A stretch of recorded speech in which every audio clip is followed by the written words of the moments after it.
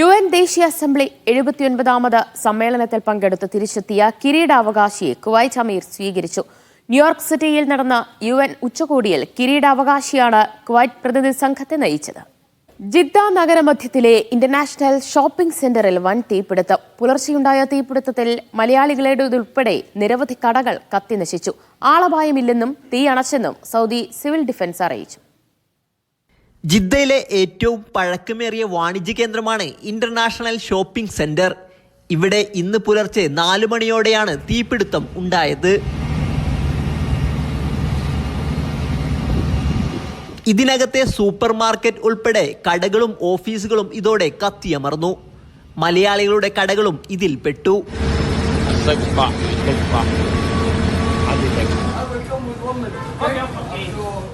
ജിദ്ദയിൽ ഏറ്റവും പഴക്കം ചെന്ന മാർക്കറ്റാണ് ജിദ്ദ ഇന്റർനാഷണൽ മാർക്കറ്റ്. ഏകദേശം 300-ൽ പരം മലയാളികൾ തന്നെ അവിടെ ജോലി ചെയ്തിരുന്നു.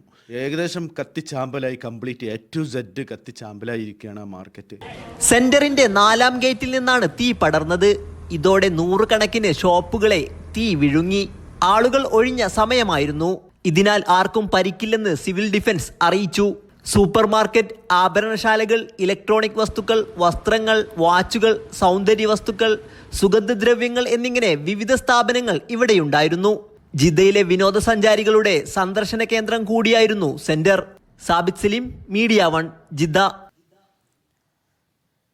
സൗദി ആരോഗ്യ മന്ത്രാലയത്തിന്റെ പ്രോട്ടോകോൾ പാലിക്കാത്തതിന് 3 വിമാന കമ്പനികൾക്ക് പിഴ ഈടാക്കി. യാത്രക്കാർ പ്രവേശിക്കുന്നതിന് മുൻപായി വിമാനത്തിനകത്ത് അണുനശീകരണം നടത്താത്തതിനാണ് നടപടി.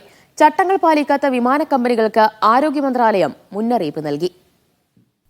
സൗദി അറേബ്യയിൽ ആരോഗ്യ മന്ത്രാലയത്തിന്റെ പ്രോട്ടോകോൾ ലംഘിച്ചതിനാണ് നടപടി. 3 അന്താരാഷ്ട്ര വിമാന കമ്പനികൾക്കെതിരെ കർശന നിയമ നടപടിയാണ് ആരോഗ്യ മന്ത്രാലയം കൈക്കൊണ്ടത്. വിമാന കമ്പനികൾക്കെതിരെ പിഴ ചുമത്തിയതായാണ് റിപ്പോർട്ട്. മദീനയിലെ prince Mohammed bin Abdul Aziz അന്താരാഷ്ട്ര വിമാനത്താവളത്തിലെത്തിയ വിമാനങ്ങളിലാണ് ചട്ടലംഘനം കണ്ടെത്തിയത്. യാത്രക്കാർ പ്രവേശിക്കുന്നതിനു മുൻപ് നടത്തുന്ന അണുനശീകരണം നടത്താതിരുന്നതാണ് കമ്പനികൾക്കെതിരെ നടപടി സ്വീകരിക്കാൻ കാരണം. രോഗബാധിത പ്രദേശങ്ങളിൽ നിന്ന് വരുന്ന യാത്രക്കാരെ രോഗങ്ങൾ പകരുന്നത് തടയാൻ ആവശ്യമായ പ്രതിരോധ നടപടികൾ പാലിക്കാതെ നിയമലംഘനം നടത്തുന്ന കമ്പനികളുടെ വിമാനങ്ങളിൽ കയറ്റിവിടുന്നതിനിടെയാണ് ഈ ലംഘനങ്ങൾ ഉണ്ടായത്.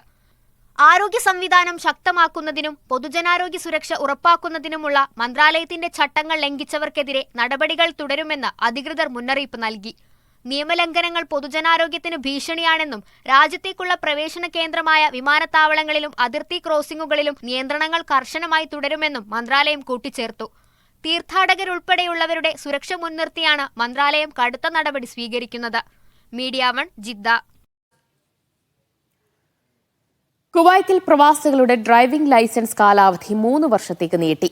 ഇത് സംബന്ധമായ നിയമത്തിൽ ഭേദഗതി വരുത്താൻ ഉപപ്രധാനമന്ത്രിയും പ്രതിരോധ ആഭ്യന്തരമന്ത്രിയുമായ ഷെയ്ഖ് ഫഹദ് യൂസഫ് അസബാഹ് ഉത്തരവിട്ടു. മതിയായ രേഖകൾ സഹിതം ആഭ്യന്തര വകുപ്പിന്റെ ഓൺലൈൻ ഏകജാലക സംവിധാനം വഴിയാണ് അപേക്ഷ സമർപ്പിക്കേണ്ടത്. പുതിയ ലൈസൻസുകൾ my Kuwait identity mobile application വഴിയായിരിക്കും നൽകുക. കുവൈത്തിൽ കഴിഞ്ഞ ദിവസമുണ്ടായ ഇന്റർനെറ്റ് തകരാർ പൂർണ്ണമായും പുനഃസ്ഥാപിച്ചു. കുവൈറ്റ് സൗദി ബോർഡർ പ്രദേശമായ അൽ ഖോബാറിലെ കടലിനടിയിലെ അന്തർവാഹിനി കേബിൾ മുറിഞ്ഞാണ് തകരാറുണ്ടായത്.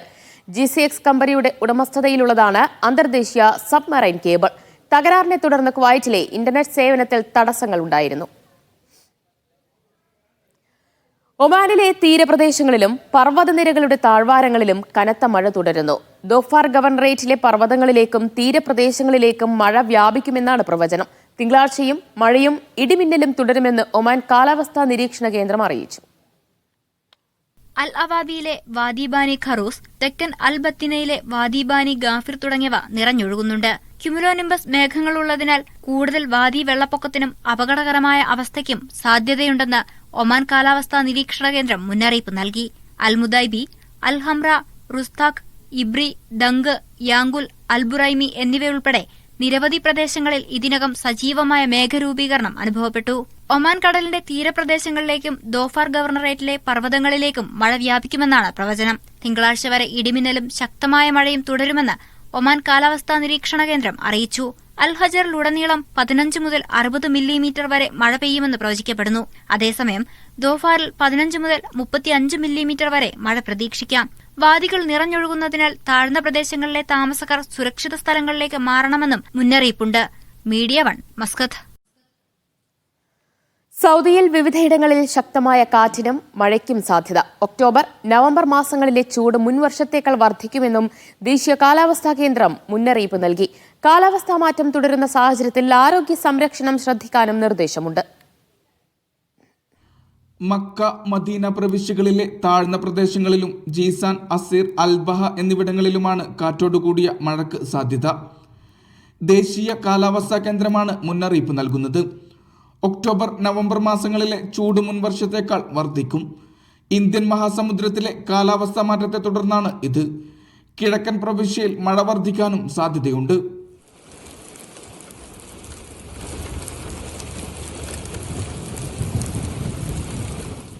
മാറിമറിയുകയാണ് സൗദിയിലെ കാലാവസ്ഥ. ഇത്തവണ റെക്കോർഡ് ചൂടാണ് സൗദിയുടെ മുഴുവൻ ഭാഗങ്ങളിലും അനുഭവപ്പെട്ടത്. ചൂട് അവസാനിച്ചതോടെ മഴയെത്തി. കഴിഞ്ഞ വർഷങ്ങളെ അപേക്ഷിച്ച് മക്കയിലും ജീസാൻ, നജ്റാൻ, അസീർ എന്നിവിടങ്ങളിലും സാമാന്യേന ഉയർന്ന തോതിലുള്ള മഴ ലഭിച്ചു. ഇപ്പോഴും മഴ തുടരുന്നുണ്ട്. ഇതിനു പിന്നാലെ ചൂടിലേക്ക് പ്രവേശിക്കാനിരിക്കുകയാണ് രാജ്യം. 20 വർഷത്തിനു ശേഷം കഴിഞ്ഞ തവണ സൗദിയിൽ തണുപ്പ് 0 ഡിഗ്രിക്ക് താഴെ എത്തിയിരുന്നില്ല. ഈ അവസ്ഥ ഇത്തവണയും തുടരും. ഇത്തവണയും തണുപ്പ് കുറയുമെന്നാണ് കാലാവസ്ഥാ കേന്ദ്രം മുന്നറിയിപ്പ് നൽകുന്നത്. ഒക്ടോബർ, നവംബർ മാസത്തിലെ ദേശീയ കാലാവസ്ഥാ കേന്ദ്രത്തിന്റെ റിപ്പോർട്ടുകൾ അനുസരിച്ചാണ് മുന്നറിയിപ്പ്. എൽ നീനോ പ്രതിഭാസം ഇന്ത്യൻ മഹാസമുദ്രത്തിലുണ്ടാകുന്ന പ്രത്യാഘാതം അനുസരിച്ചാകും ചൂടിന്റെ വർധനവ്. കാലാവസ്ഥ മാറ്റം തുടരുന്ന സാഹചര്യത്തിൽ നിരവധി ആരോഗ്യ പ്രശ്നങ്ങൾക്കും സാധ്യതയുണ്ട്. ആരോഗ്യ പ്രയാസങ്ങൾ നേരിടുന്നവർ പെട്ടെന്ന് തന്നെ ചികിത്സ സ്വീകരിക്കണം. പ്രതിരോധ കുത്തിവയ്പ്പുകളടക്കം എടുക്കാനും നിർദ്ദേശമുണ്ട്. ഇതിനായുള്ള സൗകര്യങ്ങൾ രാജ്യത്തെ ഹെൽത്ത് സെന്ററുകൾ വഴി ലഭ്യമാക്കിയിട്ടുണ്ട്. ഒക്ടോബർ അവസാനം വരെ കാലാവസ്ഥ മാറ്റം തുടരുമെന്നും മന്ത്രാലയം അറിയിച്ചു. Vishal Cherpulassery, media 1, Riyadh.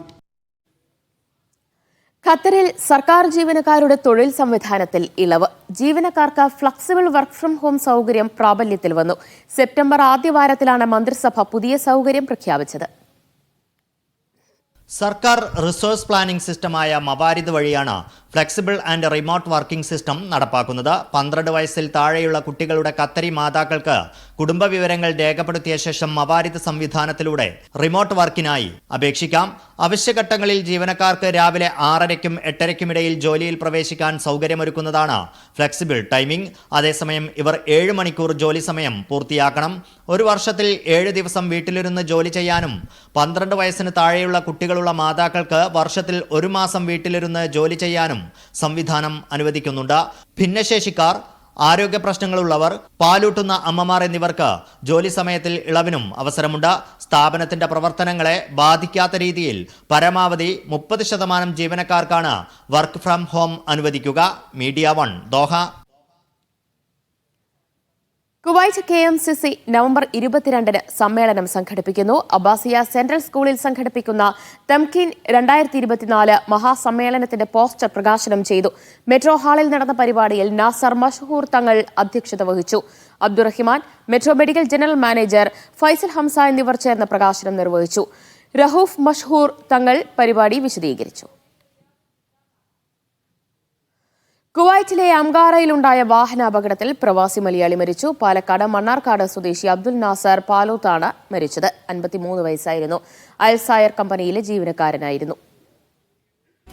UAE-യിലെ അജ്മാനിൽ media 1 Mabrook Gulf toppers പുരസ്കാരങ്ങൾ വിതരണം ചെയ്തു. അജ്മാൻ നോർത്ത് ഗേറ്റ് ബ്രിട്ടീഷ് സ്കൂളിൽ നടന്ന ചടങ്ങിൽ 100 കണക്കിന് വിദ്യാർത്ഥികളാണ് ആദരമേറ്റുവാങ്ങിയത്. അജ്മാൻ വിദ്യാഭ്യാസ വകുപ്പിലെ പ്രൈവറ്റ് എഡ്യൂക്കേഷൻ വിഭാഗത്തിലെ ഡയറക്ടർ സുലൈമാൻ ഹസൻ അബ്ദുള്ള ഉദ്ഘാടനം നിർവഹിച്ചു. വേദിയിൽ നിന്നും ഷിനോജ് ഷംസുദ്ദീൻ തയ്യാറാക്കിയ റിപ്പോർട്ടിലേക്ക്.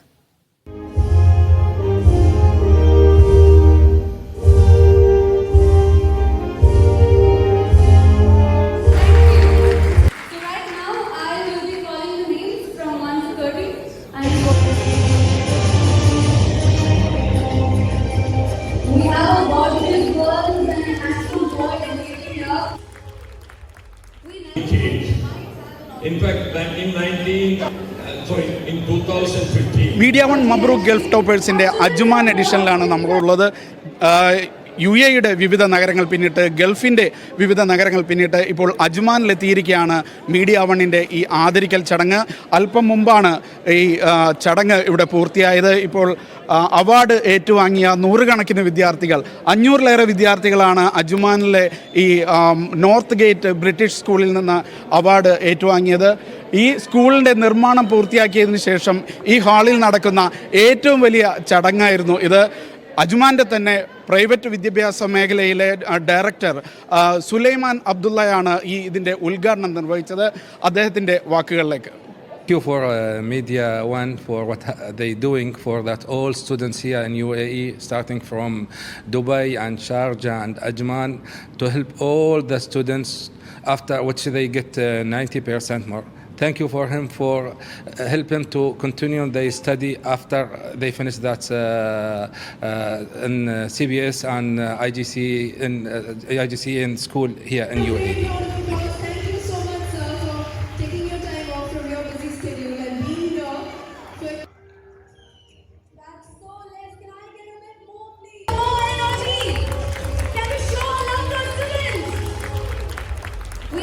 അംഗീകാരത്തിൻ്റെ നിറവിലാണ് അജ്മാനിലെ വിദ്യാർത്ഥികൾ. എന്താണ് പറയാനുള്ളത്? Thank you, Media One, for giving us this opportunity and this appreciation for our hard work. എന്താ പേര്? My name is Ashna. Ashra. Yes. Okay. And I also thank God for this moment because without him nothing is possible. അന ഫാത്തിമയായിരുന്നോ UAE topper? ഞാൻ Kerala syllabus ആയിരുന്നു, അപ്പോൾ UAE topper ഞാനാണ്. Okay. UAE ടോപ്പറായിട്ട് എന്തൊക്കെ അംഗീകാരങ്ങൾ കിട്ടിയത് വരെ? എനിക്ക് സ്കൂളിൽ നിന്ന് മാത്രമാണ് അവാർഡ്സ് ഒക്കെ കിട്ടിയിട്ടുള്ളൂ, വേറെ സ്ഥലത്തൊന്നും കിട്ടിയില്ല. അതുകൊണ്ട് ഭയങ്കര സന്തോഷമായിരുന്നു മീഡിയ വണിയിൽ നിന്ന് അവാർഡ് കിട്ടിയപ്പോൾ. ഒരുപാട് സന്തോഷമുണ്ട്, നല്ല പ്രൗഡായിട്ട് തോന്നുന്നുണ്ട്. ഉമ്മ ഉപ്പാടെ കൂടെ വന്നാണ്, സന്തോഷമുണ്ട്. എത്രമാത്രം ഇൻസ്പയറിംഗ് ആണ് ഈ വേദി? ഇനി കുറേ പിള്ളേർക്ക് ഇത് ഇൻസ്പയറിംഗ് ആയിരിക്കും. ഇങ്ങനത്തെ ഒരു സ്റ്റേജിൽ വന്നിട്ട് ഇങ്ങനെ അവാർഡ് വാങ്ങാൻ ഒരു ഇൻസ്പിറേഷൻ. ആവണി എന്നാണ് പേര്. ഇങ്ങനത്തെ ഒരു എക്സ്പീരിയൻസ് തന്നെ ആദ്യമാണ്. അപ്പോൾ thanks to Mabrook, thanks to Media One. ഇത് ഇങ്ങനെ ഒരു എക്സ്പീരിയൻസ് ഇനി ഉണ്ടാവുമെന്ന് അറിയില്ല. Thanks to God. പിന്നെ ഇവിടെ ഇപ്പോൾ നിൽക്കുന്നതിൽ സന്തോഷമുണ്ട്. എത്രാം ക്ലാസ്സിലായിരുന്നു? ഇപ്പോൾ 11th-ലാണ്, 10th-ന്റെ ആണ് കിട്ടിയത്. 12th അടുത്ത വർഷം പഠിച്ചൂടെ? 12th വാങ്ങിക്കണമെന്ന് ആഗ്രഹമുണ്ട്. അപ്പോൾ നെക്സ്റ്റ് ഇയറിൽ മബ്രൂക്ക് നടത്തുന്ന പ്രോഗ്രാമിൽ ഞാൻ അവിടെ വെച്ച് കാണാം, വരാൻ നോക്കാം. ഇത് വളരെ ഇൻസ്പയറിംഗ് ആയിട്ട് തോന്നി. നമുക്കിനി മുന്നോട്ട് നല്ല രീതിയിൽ ചെയ്യാൻ നല്ലൊരു എക്സ്പീരിയൻസ് ആയിട്ട് തോന്നി. So very motivating. എന്താണ് ഇങ്ങനെ ഒരു പ്രൈസ് ഒക്കെ കുട്ടികൾക്ക് കൊടുക്കുമ്പോൾ അവർ കൂടുതൽ എൻകറേജ്ഡ് ആവും, പിന്നെ ഇനിയും നല്ല ഹൈറ്റ്സിലേക്ക് എത്താൻ വേണ്ടിയിട്ട്. ഈ ഒരു പരിപാടി കൊണ്ട് ഇനി 12th-ലും ഈ ഒരു റെക്കഗ്നൈസും കിട്ടുന്നുണ്ട്. 12th-ലും ഇതുപോലെ തന്നെ പഠിച്ച് നല്ല മാർക്ക് വാങ്ങിച്ച് പിന്നെയും ഇവിടെ വന്ന് ഇങ്ങനെ വാങ്ങിക്കാനും നല്ല സന്തോഷമുണ്ട്, പ്രൗഡാണ്. വളരെ നല്ല അഭിപ്രായമാണ് ഇങ്ങനത്തെ ഒരു ഇവൻറ്റ് കാരണം. നമുക്ക് ഇനിയും 12th-ൽ വല്ലതും കിട്ടുമെന്നൊരു ഭയങ്കര എക്സ്പീരിയൻസ് ആയിരുന്നു. ഈ ഇവൻറ്റ് ഓർഗനൈസ് ചെയ്ത മീഡിയ വൺ ആദ്യം താങ്ക് യു. വലിയൊരു മോട്ടിവേഷനാണ് ഞങ്ങൾ 11th-ലായാലും 12th-ലെ കുട്ടികൾക്കായാലും കിട്ടിയേക്കണേ. So thank you so much. Like സ്കൂളിൽ എനിക്ക് 4th റാങ്ക് ഉണ്ട് and I'm so happy for that. And സ്കൂളിൽ നിന്നല്ലാതെ എനിക്ക് മീഡിയ വണ്ണിൻ്റെ ഇത് അവാർഡ് കിട്ടുന്നത്. So I'm so happy for that. സ്കൂളിൽ നിന്നല്ലാതെ ഇപ്പം നാട്ടിലെ പിള്ളേർക്ക് ഇതുപോലെ കിട്ടും. ഇപ്പോൾ ഇവിടത്തെ പിള്ളേർ അത്രയ്ക്കും റെക്കഗ്നിഷൻ കിട്ടാത്തൊരു ഇതിൽ നമ്മളെ വിളിച്ച് സർട്ടിഫിക്കറ്റ്സ് ഓണർ ചെയ്ത് we are very happy and very thankful. നല്ല പ്രൗഡാണ്. And also I appreciate this media one because വലിയ പ്രോഗ്രാമൊക്കെ ഹോസ്റ്റ് ചെയ്തിട്ട് it's a very big proud moment. ഈ പാരൻ്റ് എന്നുള്ള നിലയ്ക്ക് ഗൾഫ് ടോപ്പേഴ്സിന് നിങ്ങൾ മീഡിയ വണ്ണും മബ്രൂക്ക് സംവിധാനത്തിൽ നിങ്ങൾ ചെയ്യുന്ന ഏറ്റവും നല്ല കുട്ടികൾക്ക് പ്രചോദനമാണ് നിങ്ങൾ നൽകുന്നത്. കുട്ടികൾക്ക് വളരെ സന്തോഷകരമായ ഒരു അനുഭവം പ്രദാനം ചെയ്തൊരു പരിപാടിയായിരുന്നു. മീഡിയ വണ്ണിന് വളരെ നന്ദി. അജ്മാനിലെ കാർഷിക രംഗത്ത് പ്രശസ്തനായ doctor Ubaid Ali Humaid Harib Al Shamsi, Sharjah Indian association president Nisar Thalankara, Ajman Indian association president Abdussalah, Hit FM അവതാരക Nimmi, Habitat school principal Bala Reddy, North Gate British school principal Gary Williams തുടങ്ങിയവരാണ് അജ്മാനിലെ ചടങ്ങിൽ പുരസ്കാരങ്ങൾ വിതരണം ചെയ്തത്. Media one Mabrook Gulf Toppers അജ്മാനും പിന്നിട്ട് ഒമാനിലേക്ക് നീങ്ങുകയാണ്. അടുത്ത മാസം ഒമാനിലെ വേദിയിൽ വിദ്യാർത്ഥികളെ ആദരിക്കും. അബ്ബാസ് മുഹമ്മദിനൊപ്പം Shinod Shamsuddin, media one, Ajman. ഒമാനിലെ ജബൽ അഖ്ദറിലെ മാതളത്തോട്ടം ശ്രദ്ധേയമാകുന്നു. 1,00,000 പേരാണ് തോട്ടം സന്ദർശിച്ചത്. പരിസ്ഥിതി സൗഹൃദ ടൂറിസം പ്രചരിപ്പിക്കുന്നതിനായാണ് റുമാന എന്ന പേരിൽ പ്രദർശന പരിപാടി സംഘടിപ്പിച്ചത്. ജബൽ അൽ അഖ്ദറിലെ ടൂറിസം അഗ്രികൾച്ചറൽ ഡെവലപ്മെന്റ് കമ്പനിയുമായി സഹകരിച്ചാണ് ടിബി ടൂറിസം ഡെവലപ്മെന്റ് പരിപാടി സംഘടിപ്പിക്കുന്നത്. ജൂലൈ 4 മുതൽ സെപ്റ്റംബർ 28 വരെയുള്ള ആദ്യ പതിപ്പിൽ 22,482 പേർ എത്തിയിരുന്നു. NSSന്റെ നേതൃത്വത്തിൽ ഒമാനിലെ സലാലയിൽ ഓണാഘോഷം സംഘടിപ്പിച്ചു. ഇന്ത്യൻ സോഷ്യൽ ക്ലബ്ബ് ഹാളിൽ നടന്ന പരിപാടി പ്രസിഡന്റ് സേതുകുമാർ ഉദ്ഘാടനം ചെയ്തു. Doctor K Sanathanan, Sunny Jacob എന്നിവർ സംസാരിച്ചു. പരീക്ഷകളിൽ വിജയികളായ വിദ്യാർത്ഥികൾക്ക് പരിപാടിയിൽ ഉപഹാരം നൽകി. സഹചാരി ഖത്തർ കാസർഗോഡ് ജില്ലാ കമ്മിറ്റി കലോത്സവം സംഘടിപ്പിക്കുന്നു. അഫ്താബ് 2024 ആർട്ട് ഫിയസ്റ്റ് എന്ന് പേരിട്ട പരിപാടി അടുത്ത മാസം 18 നടക്കും. കാസർഗോഡ് ജില്ലക്കാരായ കുട്ടികൾക്കും മുതിർന്നവർക്കും പരിപാടിയിൽ പങ്കെടുക്കാം. പരിപാടിയുടെ പോസ്റ്റർ പ്രകാശനം സയ്യിദ് ഹാദി തങ്ങൾ നിർവഹിച്ചു.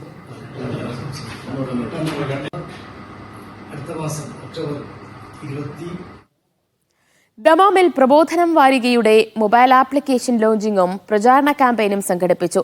പ്രബോധനം ചീഫ് എഡിറ്റർ കൂട്ടിൽ മുഹമ്മദ് അലി ഉദ്ഘാടനം ചെയ്തു. Almuna international school principal Kasim Shajahan ആദ്യവരി സ്വീകരിച്ചു. സിനാൻ മുഹമ്മദ്, KM ബഷീർ, അൻവർ ഷാഫി എന്നിവർ സംബന്ധിച്ചു. 4 പതിറ്റാണ്ട് നീണ്ട പ്രവാസ ജീവിതം മതിയാക്കി നാട്ടിലേക്ക് മടങ്ങുന്ന OICC ഭാരവാഹിയും ജുബൈലിലെ സാമൂഹ്യ സാംസ്കാരിക പ്രവർത്തകനുമായ നൂഹ് പാപ്പുശ്ശേരിക്ക് യാത്രയയപ്പ് സംഘടിപ്പിച്ചു. OICC സൗദി ജുബൈൽ ഘടകം സംഘടിപ്പിച്ച പരിപാടി റീജിയണൽ പ്രസിഡന്റ് EK സലീം ഉദ്ഘാടനം ചെയ്തു. നജീബ് നസീർ, അഷ്റഫ് മൂവാറ്റുപുഴ, ശിഹാബ് കായംകുളം എന്നിവർ സംസാരിച്ചു.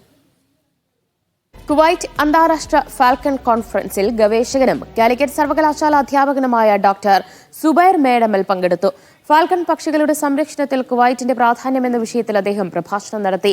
സബഹാനിലെ ഹണ്ടിംഗ് എക്സിബിഷൻ സെന്ററിൽ ഈ മാസം 24 ആരംഭിച്ച കോൺഫറൻസ് 28 വരെ തുടരും. 30ഓളം രാജ്യങ്ങളിൽ നിന്നുള്ള പ്രതിനിധികളാണ് പങ്കെടുക്കുന്നത്.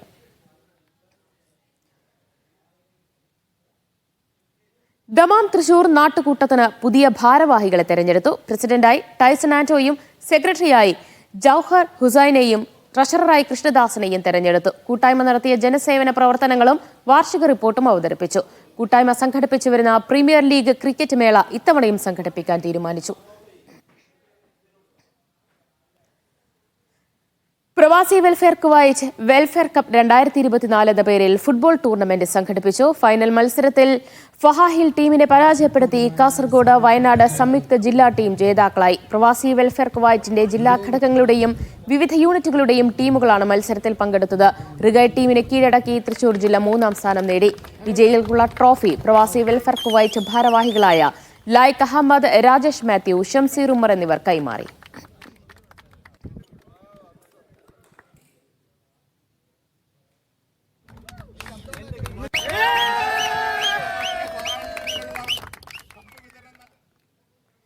ഇനി ഗൾഫ് നഗരങ്ങളിലെ താപനില. ദുബായ് കുറഞ്ഞ താപനില 33 ഡിഗ്രി സെൽഷ്യസ്, കൂടിയ താപനില 41 ഡിഗ്രി സെൽഷ്യസ്. അബുദാബി കുറഞ്ഞ താപനില 33 ഡിഗ്രി സെൽഷ്യസ്, കൂടിയ താപനില 46 ഡിഗ്രി സെൽഷ്യസ്. മസ്കറ്റ് കുറഞ്ഞ താപനില 29 ഡിഗ്രി സെൽഷ്യസ്, കൂടിയ താപനില 32 ഡിഗ്രി സെൽഷ്യസ്. സലാല കുറഞ്ഞ താപനില 26, കൂടിയ താപനില 29. റിയാദ് കുറഞ്ഞ താപനില 32 ഡിഗ്രി സെൽഷ്യസ്, കൂടിയ താപനില 33 ഡിഗ്രി സെൽഷ്യസ്. ജിദ്ദ കുറഞ്ഞ താപനില 33, കൂടിയ താപനില 41. ദമാം കുറഞ്ഞ താപനില 31 ഡിഗ്രി സെൽഷ്യസ്, കൂടിയ താപനില 36 ഡിഗ്രി സെൽഷ്യസ്. ദോഹ കുറഞ്ഞ താപനില 21, കൂടിയ താപനില 39. കുവൈറ്റ് സിറ്റി കുറഞ്ഞ താപനില 22 ഡിഗ്രി സെൽഷ്യസ്, കൂടിയ താപനില 41 ഡിഗ്രി സെൽഷ്യസ്. മനാമ കുറഞ്ഞ താപനില 26, കൂടിയ താപനില 40. ഇന്നത്തെ കറൻസി വിനിമയ നിരക്ക്.